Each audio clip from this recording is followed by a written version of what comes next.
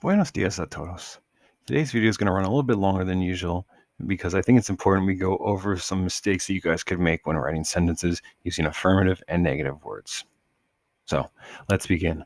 Affirmative words refer to an indefinite situation in which we don't know exactly what we're talking about. In English, the sentence would look like this. He is looking for something. Now, we don't know what that could be. It could be a person, an animal, a thing, whatever you want to imagine, but we don't know. The other one, do you know any good restaurants? This is a pretty open-ended response. You could just know one, you could know many, you could even know none, but we don't know. Now, let's look at a chart of affirmative words in Spanish and English. So we have algo for something, alguien for someone, algún or alguno, a for some or any. Now, algún on the left is just for a masculine singular word. So you're for something, algún perro, some dog. But if you were going to use plural, you'd have algunos perros, some dogs, or algunas if it's a feminine, singular or plural. O and o would be for either or. Siempre is for always. And también for also. Now, let's see each of these used in a sentence. To begin, quiero comprar algo para mi amigo. I want to buy something for my friend. ¿Trabajaste con alguien? Did you work with someone? Ella compró algunas camisetas. She bought some t-shirts. So, as you can see, algunas agrees with camisetas in both gender and number. Puedes comer uvas o manzanas. You can eat either grapes or apples. Two more. We have ellos siempre almuerzan a las 11. They always eat at 11. And también jugué al fútbol el año pasado. I also played soccer last year.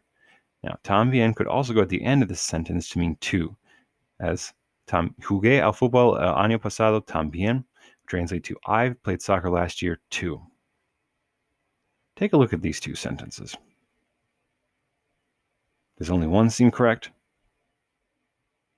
Yes, one is correct in English, but the other is correct in Spanish, which leads us to negative words. So they refer to a negative situation or negation of something. So in English, an example would be they never saw the bus, or he did not bring anything. And let's look at the chart of those words in Spanish and English. So these would pretty much be the opposites of the chart of affirmative words. So we have nada, means nothing. Nadie, no one or nobody. Ningún or ninguno, ninguna for none or not any. Ni for neither nor. Nunca, never. And tampoco for neither or not either. And let's look at these all used in sentences as well. So, no quiero comprar nada para mi amigo. I do not want to buy anything for my friend. No trabajé con nadie ayer. I did not work with anyone yesterday. No conozco ningunos restaurantes buenos. I do not know any good restaurants. No puedes comer ni helado ni dulces. You can eat neither ice cream nor candy. Two more. No, ellos no juegan al béisbol nunca. They do not play baseball ever. Or you could say they never play baseball. No jugué al béisbol tampoco. I did not play baseball either. So, along with the negative words in those sentences, I hope you guys noticed another word that is used in every single one of those. And it shouldn't take you any longer than a few seconds to realize that they all have the word no in them. And here's why. If a verb is preceded by no, the words that follow must be negative. And that is to create a double negative statement, which is required in Spanish when no comes before the verb. However, if the negative word comes before the verb, you don't need to use no at all. For example, mi padre nunca usa la computadora. My dad never uses the computer. As you can see, nunca comes before the verb usa, so because of that, we don't need to have the no in that sentence at all. So let's do some practice. I want you guys to pause the video and rewrite each of these sentences as an opposite statement using the opposite of the underlined word. So you might need to add a no in there if it's an affirmative statement or take one out if it's a negative statement. So pause the video, take 1 or 2 minutes, and then resume and we'll go over them. Welcome back. So, the first sentence, ella quiere pasar un rato con alguien. So, in order to make this an opposite statement, we need to add two words. We had to write no and nadie. So, ella no quiere pasar un rato con nadie. She did not want to spend time with anybody.